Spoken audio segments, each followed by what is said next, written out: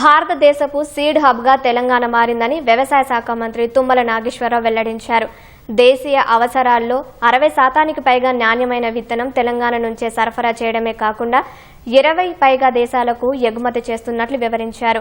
1000కి పైగా విత్తన కంపెనీలు ఆధునిక పరిశోధన, శుద్ధి, నిల్వ సదుపాయాలతో పాటు కఠినమైన నాణ్యత ప్రమాణాలు పాటించడం వల్ల తెలంగాణలో తయారైన విత్తనాలకు అంతర్జాతీయ గుర్తింపు లభించిందని చెప్పారు. హైదరాబాద్లో Indian chamber of food and agriculture ICFA, African seed trade association AFSTA ఆధ్వర్యంలో 2 రోజుల పాటు జరగనున్న ఇండియా ఆఫ్రికా సీడ్ సమ్మిట్ను మంత్రి తుమ్మల ప్రారంభించారు.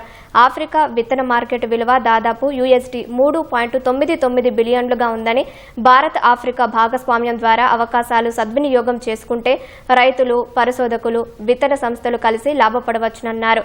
రాష్ట్రంలో అమలు చేస్తున్న రైతు భరోసా విధానాన్ని మంత్రి తుమ్మల వివరించారు.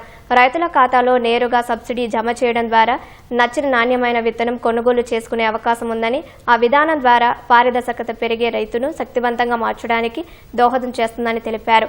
ఆఫ్రికా దేశాలు సైతం అలాంటి విధానాన్ని పరిగణలోకి తీసుకుంటే నాణ్యమైన విత్తనాల వినియోగం పెరిగే, ఉత్పాదకత, ఆహార భద్రత గణనీయంగా మెరుగుపడుతుందని మంత్రి తుమ్మల సూచించారు.